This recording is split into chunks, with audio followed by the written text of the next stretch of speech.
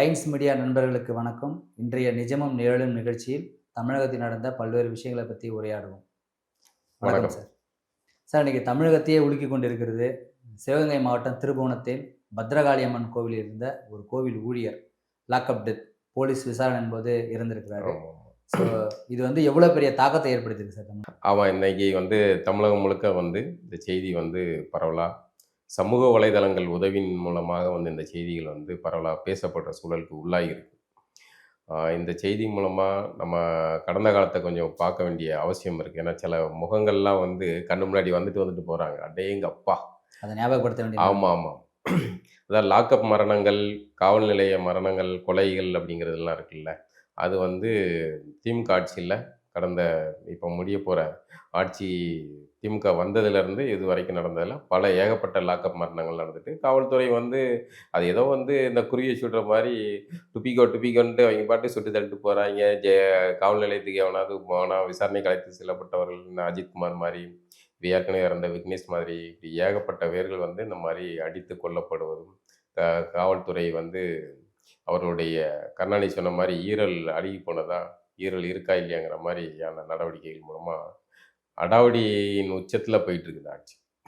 இந்த இடத்துல நமக்கு கடந்த கால நினைவுகளை யோசிச்சு பார்த்தா, அதிமுக ஆட்சி கவிழ்றதுக்கு, அதிமுக ஆட்சி அப்புறப்படுத்தப்படுறதுக்கு மிக முக்கியமான காரணங்களில் ஒன்றாக இருக்கக்கூடிய பல விஷயங்களில் ஒன்று தூத்துக்குடி சாத்தாங்குளம் ஜெயராஜ் பெனிக்ஸ் அந்த தந்தையும் மகனும் அடித்து கொல்லப்பட்ட இதே போன்ற ஒரு லாக்அப் மரணம். அந்த விஷயத்தில் அதிமுக ஆட்சி மீது கடுமையான விமர்சனங்கள், எதிர்வினைகள், அந்த காலத்தை பார்க்குறேன். அவ்வளோ மீடியாக்கள் அது சம்மந்தமான டிபேட்டுகள் நடத்தினாங்க, உரையாடல் போச்சு. தொடர்ந்து அந்த விஷயம் எல்லா மீடியாவும் அதை பற்றி எல்லா மீடியாவும் அதில் இருந்தாங்க, எல்லாரும் பேசிக்கிட்டே இருந்தாங்க.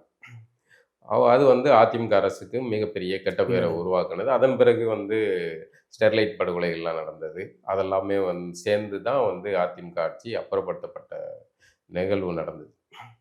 ஆனால் இப்போ இந்த மாதிரியான திமுக ஆட்சி வந்ததுக்கப்புறம் தொடர்ந்து எவ்வளோ லாக்அப் மரணங்கள், காவல் நிலைய கொலைகள், எவ்வளோ கொலைகள் நடந்துக்கிட்டு இருக்கு. ஆனால் அது எங்கேயாவது அது டிபேட்டாக மாறுதான்னு பார்த்தீங்களா? இப்பவும் கூட இந்த பையன் அஜித்குமார் மீடியா தான் அதை பற்றி பேசும். ஆமாம், இது ஒரு சில ஆட்கள் நம்மளை மாதிரி தண்ணி தெளிச்சு விடப்பட்ட ஆட்கள்லாம் இருப்பாங்கல்ல, இந்த பெண் டீம், இவங்களோட இதுக்கு விலை போகாத ஆட்கள் இருப்பாங்கல்ல, அவங்களுடைய பார்வையில் உருப்படாத பயல்கள் அப்படின்ட்டு, அந்த மாதிரி ஆள்கள் தான் பேசிக்கிட்டு இருக்கோமே இல்லையா. பாரம்பரிய ஊடகங்கள் இந்த விஷயத்த பெருவாரியாக அதை டிபேட்டை மாற்றுறதா இல்லை, அது ஒரு செய்தியாக அப்படி கடந்து போகிறாங்களே இல்லையா. இது முக்கியமான விஷயமா மாற்றுறதுக்கு அவங்க தயாராக இல்லை. ஏன்னா எல்லா ஊடகங்களும் திமுக ஆட்சியின் கண்ட்ரோலுக்கு உள்ளாகப்பட்டு இருக்கு. அவங்க கொடுக்குற இன்னைக்கு நீங்கள் நடத்த வேண்டிய டிபேட் ஷோக்கு அவங்களுடைய ஐடி விங்கிலேருந்து அவங்க குறிப்பு அனுப்புகிறாங்க. இதை இன்னைக்கு பேசுங்க அப்படின்னு, இதை பூதாகரப்படுத்துங்க, இதை மடை மாற்றுறதுக்கு இதை போடுங்க அப்படின்னு அவங்க அனுப்புகிறாங்க. பத்திரிகை. ஆமாம், அதுக்கு தனி டீம் இருக்குது. ஊடகங்களை கண்ட்ரோல் பண்ணுறதுக்கு தனி டீம் இருக்குது. அவங்க பண்ணுற வேலைகள்னால இந்த மாதிரியான செய்திகள் வெளிவரல. இப்போ நமக்கு இருக்கிற ஒரே வாய்ப்பும் வசதியும் மக்கள் சார்பாக யோசிக்கிற ஒரே விஷயம் என்னென்னா, அது சமூக வலைதளங்கள் தான். இப்போ அஜித்குமார் விவகாரம் சமூக வலைதளங்கள் மூலமாக தான் பேசப்பட்டு அரசுக்கு ஒரு நிர்பந்தத்தை உருவாக்கியிருக்கு. இப்போ ஜெயராஜ் பெனிக்ஸ் வழக்கில் இந்த மாதிரி விஷயத்தில் எவ்வளோ போராளிகள், கருத்து கந்தசாமிகள், என்ஜிஓ போராளிகள், எழுத்தாளர்கள், பத்திரிகையாளர்கள், இடதுசாரிகள், எதிர்கட்சி திருமால் ஆரம்பித்து அப்பா எவ்வளோ பேர் அதை பெரியதானாங்க. அப்போ ஸ்டாலின்லாம் போர்டை பிடிச்சிட்டு நின்னது என்ன, தயாநிதி மாறன் நின்னது என்ன, கனிமொழி அக்கா வாயில் மாஸ்கை போட்டுட்டு அதிலே ஒரு இது அந்த குறிப்பை வச்சுக்கிட்டு அதுக்கு நீதி கேட்டு, இப்படி எவ்வளோ ட்ரெண்டிங், இந்த ட்ரெண்டிங் வித்தை, இப்படி மீடியா மார்க்கெட்டிங் உருவாக்குற வித்தைகள்லாம் திமுக கூட்டத்துக்கு, திராவிட கூட்டத்துக்கிட்ட தான் கற்றுக்கணும்.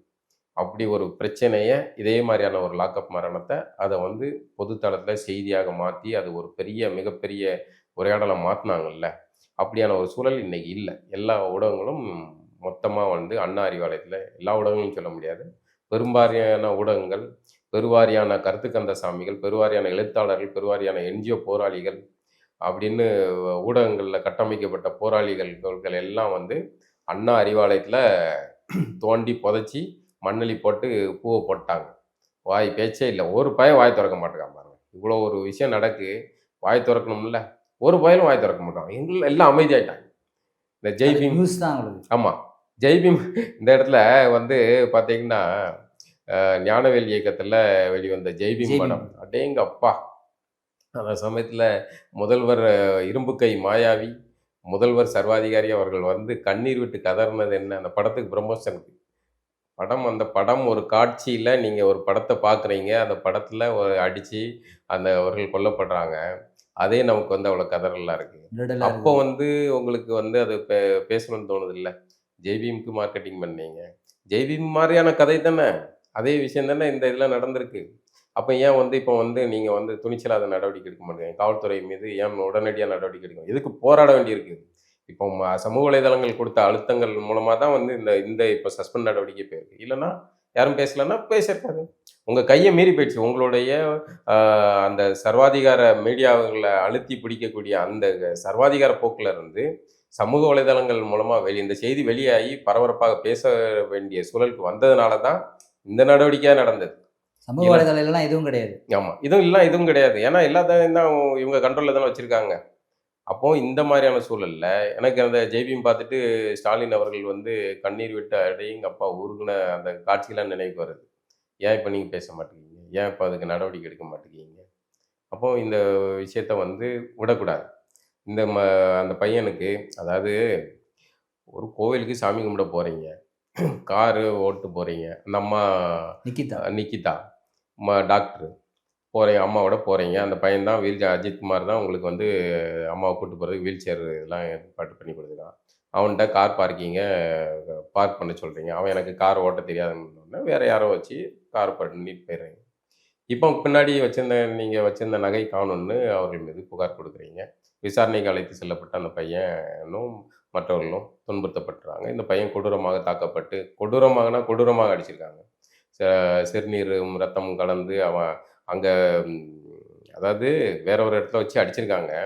அப்போ என்ன சொல்லிருக்கான்னா, நான் இந்த பக்கம் அந்த கோவில் அந்த பக்கத்துல போய் நம்ம சொல்லிட்டோம்னா நம்ம கதறல் கேட்டா வந்து ஆ மத்தவங்க உதவிக்கு வந்து காப்பாத்துவாங்கங்கிற நம்பிக்கையில அந்த பையன் வந்து கோயில்கிட்ட போயி, இல்ல அங்க இருந்து நான் காட்டுறேன் அப்படிங்கிற மாரி கூட்டு வந்திருக்கான் போல இருக்கு. ம். அங்க போன பிறகு அவன் வந்து, இல்ல என்ன உங்க அடி தாங்க முடியாம தான் நான் வந்து இத சொன்னாங்க. சொன்னேன். என்ன விட்டுருங்க எனக்கு தெரியாது அப்படின்னு சொல்லி அப்பவும் உயிர் பிழைக்கிறதுக்கான முயற்சி பண்ணியிருக்கான். கடைசியில அந்த வந்து நேரத்துல அந்த இளைஞருடைய மனநிலை எந்த அளவுக்கு எவ்வளோ இதான் இருந்திருக்கும் பாருங்க. அதான் நீங்க ஒரு தவறு செஞ்சிருக்கீங்க அப்படின்னா, நீங்க இவ்வளோ அடி போட்டு காட்டி குடுத்துட்டு எடுத்துட்டு போயிருப்பீங்க. உங்கட்ட இல்ல, நீங்க திருடல அப்படின்னா, நீங்க வந்து எப்படி காட்ட முடியும்? வச்சிருந்த மடியில கணம் இருந்தா தானே பயப்பட வேண்டியிருக்கும். அப்போ காவல்துறை சார்ந்தவர்களுக்கு வந்து இந்த மாரியான யாராவது சிக்குனா, எல்லாம் காவல் நிலையத்துக்கு வந்து பொதுமக்கள் இவ்ளோ அழுத்தமா அந்த இளைஞனை விசாரிக்கிறதான நோக்கம் என்னவா இருக்கு சார்? உங்களுக்கு தொடர்ந்து அதுவும் இல்லாம ஒரு வாய்மொழி புகார்ல வந்து இவ்வளோ தீவிரமா நடவடிக்கை எடுக்க வேண்டியிருக்குது. இன்னொன்னு அந்த அம்மா யாரு? அவங்கள பத்தின ப்ரொஃபைல் எதுவுமே வெளிய வெளிய வரல. வரல. அவங்க பின்னணி என்ன? அவங்களுக்கு என்ன செல்வாக்கு? அவங்க புகார் குடுத்தோனே வாய்மொழி புகார் குடுத்த உடனே வந்து எந்த அளவுக்கு இது நடவடிக்கைக்கு இந்த அளவுக்கு தீவிரமா போனதுக்கு காரணம் என்ன? அவங்க யாரு? என்ன பின்னணி? அதெல்லாம் வெளிய வரணும்ல. சாதாரண மக்களுக்கு குடுத்தா அத அ பெருசா சா கன்சிடர் சா பண்றதே இல்லையே. சாதாரண மக்கள் புகார் குடுக்கணும்னா, அது எஃப்ஐஆரே போட மாட்டாங்க. சுத்த விட்டு நீங்க வேணா போய் பாருங்களேன் சார் ஃபோன் தொலைஞ்சு போச்சுன்னு அது போய் ஒரு போராட்டம் பண்ணணும். ஆமா. அதுக்கு போராடணும். அப்போ இந்த இவ்ளோ செல்வாக்கா வந்து ஒரு இது நடந்திருக்கு. அது மரணத்தில முடிஞ்சிருக்கு. அப்போ நெறைய எவிடன்ஸ் இருக்குங்க சார். இப்ப சிசிடிவி ஃபுட்டேஜ் இருக்கும். ம். நெறைய கைரேகை நிபுணர் நெறைய விசாரணைக்கான வழிகள் நெறைய இருக்குது. ஆமா. இது எதுவுமே பண்ணாம, இல்ல சப்போஸ் அவங்களால தேட முடியலன்றதுக்காக ஒரு சில போலீஸ் வந்து வெவ்வேறு விதமான இது வந்து கையாடல் பண்ணுவாங்க. தேடி பார்ப்பாங்க. இல்ல அப்டின்னா குற்றம் சொன்னவங்க மேலயோ, இல்ல இவங்க தான் அப்டின்னு சொல்லிட்டு அவங்கள பண்ண முடியும். நிறைய வழிகள் இருந்தும் திரும்ப அந்த பையன இவ்ளோ அழுத்தமா அவன விசாரிச்சு, அவனோட அது உயிர் என்னன்னா போற அளவுக்கு விசாரிக்கிற அளவுக்கு என்ன நோக்கமா இல்ல இருக்கு? அது என்னன்னா, காவல்துறைக்கு ஆட்சியாளர்கள் மேல பயம் இல்ல. உண்ம. அடிப்படையிலே தான். அ அதிமுக ஆட்சியில வந்து உடனடியா இதெல்லாம் மாறும். அது ஜெயலலிதா. நீங்க இப்ப இருக்கிற பழனிசாமி இவங்கள வச்சு இல்ல. ஜெயலலிதா காலத்துல அவங்க கட்சிக்காரனும் சரி, அவனும் சரி இதெல்லாம் போய் காவல் நிலையத்துல போய் அடாவடி பண்ண முடியாது. வேட்டிய மடிச்சு கட்டிட்டு நாங்க கட்சிக்காரன், ஒன்றிய செயலர், வட்டச் செயலர், வண்டு முருகன் எல்லாம் பேசிக்கிட்டு இருக்க முடியாது. சொட்டை முறிச்சு அனுப்பி விட்டுருவாங்க. ஆனா திமுக ஆட்சியில வந்து எல்லா வகையிலும் தடி எடுத்தவன்லாம் தண்டல்காரன். இப்ப தலைமை சரியா ஆமா. இல்லையா? தலைமை சரியில்ல. தலைமைகிட்ட இல்ல. இத கண்காணிக்கிற அளவுக்கு திறன் இல்லையா? என்ன இல்லன்னு தெரியல. அவங்க காவல்துறை அவருடைய கண்ட்ரோல்ல இல்ல. மக்களுக்கு போலீஸ் மேல இருக்கிற பயம் கூட போலீஸ்க்கு ஆமா. முதல்வர் மேல இல்ல. ஆமாமா. அது இருக்கணும்ல. ஆட்சியாளர்கள் மீது வந்து தங்களை ஆட்சி செய்யக்கூடியவர்கள் மீது காவல்துறைக்கு பயம் இருக்கணும். அது இவருடைய துறை. அப்போ அவங்க உடனடியா நடவடிக்கை எடுக்கணும்ல. வெறும் சஸ்பெண்ட் பண்றீங்க, இல்ல ஒரு தவறு நடந்தா ஆயுதப்படைக்கு மாத்துறீங்க. அது என்ன அவனுக்கு என்ன பெருசா பயத்த அவங்களுக்கு ஒரு பெரிய குடுக்கும்? இது குடுக்கல. ஆ. அப்போ இது வந்து அதிகாரத்தில இருக்கிறவங்க மீது பயமற்ற சூழல் தான் இந்த மாதிரியான வாடிக்கையா தொடரணும். ஏற்கனவே ஆம்ஸ்டாங் கொலை வழக்குலயும் வந்து இது மாரி தான் வந்து திருவேங்கடம் முக்கியமான நபர். அவர போட்டு தள்ளிட்டாங்க. வாய மூடிட்டாங்க. அந்த கேஸ குளோஸ் பண்ணியாச்சு. சைலண்ட் ஆயிடுச்சு. உண்மையான குற்றவாளி அதனுடைய வீரியம் குறைஞ்சிருச்சு. முடிஞ்சு போச்சுல்ல. இத மாரி இது. இப்ப அது இல்லாம இந்த மாரி காவல் நிலையத்துக்குள்ள போயிட்டு ஒருத்தன் விசாரணைக்கு போயிட்டு உயிர் பொழச்சு வெளிய வர்றதே பெரிய விஷயமா பெரிய இருக்கு. விஷயம். ஒரு கம்ப்ளைண்ட் குடுத்துட்டு வெளிய வர முடியல. ஆமா. ஒரு அட்வொகேட் பையன். அவன் வந்து போட்ட இதே மாரி தான். அந்த பையன் வந்து இப்போ அவன் இறையர்களுக்கு அவன் நம்புற இறைக்கு வந்து நன்றி சொல்லு. இந்த மாரி அவன் அஜித்குமார் மாரி சாகாமல் பிழைத்ததுக்கு ஒரே காரணம் வந்து அவன் கையில இருந்த செல்ஃபோன மறைச்சு வச்சு அவன் எடுத்த வீடியோ. அது எடுத்து அத இது பண்ணலன்னா வெளிய வெளி உலகத்துக்கு தெரிஞ்சிருக்காது. திமுக ஆட்சிக்கு வந்ததுக்கு பிறகு எவ்வளோ மரணங்கள்? கிட்டத்தட்ட லாக்அப் மரணங்கள் 20க்கு மேற்பட்ட மரணங்கள் ஆயிருக்கு. அதை லிஸ்ட் போடணும்னா பெரிய லிஸ்ட்டா போடணும். அப்போ மனித உரிமை அமைப்புகள், என்ஜிஓ போராளிகள் இந்த மாதிரியான விஷயங்கள்ல தீவிரமா இறங்கக்கூடிய ஆட்கள்லாம் வந்து இத வந்து பெரிய இஷ்யூவா வந்து இல்லாம மாத்துறதுக்கு காரணம் என்னன்னா, இந்த திராவிட மாடல் அரசு. இந்த திராவிட மாடல் அரசுக்கு இருக்கிற ஒரே பாதுகாப்பு கிடை என்னன்னா, பிஜேபி. அவங்களுக்கு ஒரே ஒரு வார்த்தை சொன்னா போதும். பாசிச பாஜக பூந்துரும். நீங்க வந்து பாசிச பாஜக பூந்துறதுன்னா தடுக்கணும்னா, நீங்க எங்களுக்கு முட்டு குடுங்க. இதுதான். இந்த ஒரு வார்த்தை விட்டா எல்லா பேரும் வந்து அப்பா நம்ம பிஜேபி உள்ள வந்துரும். திமுக கண்டிச்சிடக்கூடாது. ஒரு தவறு செஞ்சா, அவங்க தவறு செஞ்சத கண்டீங்க. நீங்க பொதுவான ஆட்கள், நீங்க பொதுவாக கருத்து சார்ந்த விஷயங்கள்ல இயங்கக்கூடிய நபர்கள். அப்படின்னு நீங்க பொதுவான விஷயத்த பேசணும்ல. அததானே மக்கள் நம்புறாங்க. அப்படித்தானே நீங்க ஊடகங்கள்ல ஃபார்ம் ஆயிருக்கீங்க. ஆனா நீங்க இந்த மாதிரியான விஷயங்கள்லாம் பேச மாட்டீங்க. எல்லாத்துலயும் கமுக்கமா இருப்பீங்க. அதாவது ஒரு விஷயத்துல ஒருத்தர் எத பேசுறாருங்கிறது இல்ல. எத பேசாம கடந்து போறாருங்களா, அதுக்குள்ள அதுதான். அரசியல் இருக்கு. எதெல்லாம் பேசுறாங்க இல்ல. இதெல்லாம் பேசாம கடந்து போறாங்க. அதுல வந்து திமுக கும்பல் இந்த இந்த கூட்டம் இருக்குல்ல, ரொம்ப நுணுக்கமானது. சொல்லி வச்ச மாரியே மொத்த பேரும் வந்து அதாவது எப்படி ஜெயராஜ் ஃபெனிக்ஸ் இஷ்யூ வந்து பூதாகரம் ஆகணும்னா பாருங்களேன், சொல்லி வச்ச மாரி எல்லாருக்கும் இன்ஸ்ட்ரக்ஷன். இந்த ஒன் வேர்ல்டுன்னு சொல்றாங்கல்ல, இலுமினாட்டி இதெல்லாம் சொல்றாங்கல்ல, அது உண்மையா நமக்கு தெரியல. ஆனா அந்த ஒரு விஷயம் வந்து இருக்குன்னா, அது திமுக கிட்ட தான் இருக்கு. திமுகவுடைய மீடியா மார்க்கெட்டிங்கு, மீடியா டீம் இருக்குல்ல, கண்ட்ரோல் டீம். இவங்க கிட்ட தான் இருக்கு. சொல்லி வச்ச மாரி மொத்த பேரும் ஒரே டைம்ல வருவானுங்க, அந்த விஷயத்த பேசுவானுங்க. ஒரு அதிலே வந்து ஆட்சியில இருக்கவங்க ஏதாச்சும் தவறு செஞ்சுட்டாங்கன்னா, மொத்த பேரும் இந்த வடிவேலு காமெடியில ஒண்ணு வரும்ல, இந்த வட்டச் செயலாளர் வண்டு முருகன் அப்படின்னு மொத்த பேரும் எஸ்கேப் ஆவாங்கல்ல. அது மாரி மொத்த பேரும் அப்படியே பதுங்குழியில போய் பதுங்கிருவாங்க. அது வெளிய வராது. அந்த விஷயம் பேசப்படாது. இதனால அந்த மக்களுக்கு தான் பாதிப்பு. மக்களுக்கு தான் போராடுறதுக்கு பாதிப்பு. ஆட்கள் இல்ல. மக்களுக்கு தான் பாதிப்பு. அப்போ இவங்க ஆட்சிக்கு வந்த உடனே செஞ்ச வேலை என்னன்னா, இந்த மாரியான போராளி குழுக்கள், போராளிகள், எழுத்து போராளிகள், கருத்து சுதந்திர போராளிகள் அப்படி இப்படின்னு ஏகப்பட்ட எக்கச்சக்க போராளிகள் இருக்காங்கல்ல. எல்லா பயலுகளுக்கும் ஒவ்வொரு போஸ்டிங்க போட்டு எல்லா பயலும் வாயையும் அடைச்சுட்டாங்க. ஒவ்வொருத்தனுக்கும் நம்ம கவர்மெண்ட் நம்ம சம்பளம், நம்ம காசுல எல்லா பயலுக்கும் சம்பளம். நம்ம காசுல வாங்குற சம்பளத்துல அரசுக்கு திராவிட மாடல் அரசுக்கு அடியாள் வேலை பார்த்துக்கிட்டு இருக்காங்க. அப்ப எப்படி பேசுவாங்க? எப்படி பேசுவாங்க? அதுதான் இவங்களோட நோக்கமே என்னன்னா, முதல்ல வந்தோனே எவன்லாம் வந்து சவுண்ட் விடுவானோ, அவன் வாயெல்லாம் அடை. அவனுக்கு என்ன? அவனுக்கு ஒரு போஸ்டிங் வேணும். கவர்மெண்ட்டோடைய கார் ஒண்ணு வேணும். ஒரு போஸ்டிங் எல்லா வேலையும் முடிச்சாச்சு. ஒரு பயலும் இல்ல. இதே விஷயம் அதிமுக ஆட்சியில நடந்திருக்கட்டும். எவ்வளோ கொந்தளிப்பு உருவாக்கியிருப்பீங்க. இது அதிமுகவுமே வந்து இத வந்து பண்ற அளவுக்கு அவங்கட்ட அறிவும், சரக்கும் அந்த டீமும் இல்ல போல. ஒரு இந்த விஷயத்த எவ்வளோ பூதாகரமா மாத்தணும், எவ்வளோ விஷயமா கொண்டு போணும், மக்கள்ட்ட எப்படி கொண்டு போணும் அப்படிங்கிறத செய்யணும்ல. அந்த அந்த டீம்ல வந்து இந்த இன்டலெக்சுவல் ஏரியாங்கிறதே அங்க வந்து 0வா இருக்கு. அத செய்ய வேண்டிய அவசியம் இருக்கு. ஒரு எதிர்க்கட்சி நமக்கு அவங்கள பிடிக்கல, விமர்சனம் இருக்கு அதெல்லாம் கடந்து, ஒரு எதிர்க்கட்சி எப்பவுமே வந்து ஆளுங்கட்சியை எதிர்க்கிற நிலத்துல பலமா இருக்கணும். எதிர்க்கட்சி பலகீனமா இருக்கும்போது, அது ஆளுங்கட்சி வந்து தலை விரிச்சு ஆடும். அவங்களுடைய இந்த தாண்டவம் வந்து உக்கிரமா இருக்கும். அதான் எதிர்க்கட்சி வந்து பிஜேபி நான் முடிவு பண்ணிட்டாங்க. அவங்க அறிக்கை விடும்போது பிஜேபி எதிர்த்து தான் அறிக்கை விடுறாங்க இன்னைக்கு. அதிமுக அதாவது அதுதான் நம்ம ஏற்கனவே பேசணும்ல. அது ஒரு நுணுக்கமான அரசியல். என்னன்னா வந்து அதிமுக இருக்க வேண்டிய இடத்துல திமுகவுக்கு வந்து பிஜேபியை கொண்டு வர வேண்டிய தேவை இருக்கு. பிஜேபியை கொண்டு வந்துட்டா எளிதா அரசியல் பண்ணலாம். அவர்கள் ஆரியர்கள், நாங்கள் திராவிடர்கள், அவர்கள் சங்கிகள், நாங்கள் திராவிடர்கள் அப்படின்னு எளிதா அரசியல் பண்ணிடலாம். ஆனா அதிமுக இருந்தா பண்ண முடியாதுல்ல. அதிமுக எப்படி எதிர்கொள்வீங்க? நானும் திராவிடம் தான். அப்போ அதை எதிர்கொள்ள முடியாது. அது 2 பேரையும் விட்டுட்டு தமிழன் வந்தா நாம் தமிழர் மாதிரியான ஒரு கட்சி வந்துச்சுன்னா அதை வந்து எதிர்கொள்ள முடியாதுல்ல. தமிழர்கள்னா திராவிடனும் அந்நியம் தான், ஆரியனும் அந்நியம் தான், தூரப்போ. நாங்கள் தமிழ் எங்கள் நிலத்தை எங்கள் பஞ்சாயத்தை நாங்கள் பார்த்துக்கிட்டோம், எங்களுக்குள்ள இருக்கிற பிரச்சனை நாங்கள் பார்த்துக்கிட்டோன்றோம்.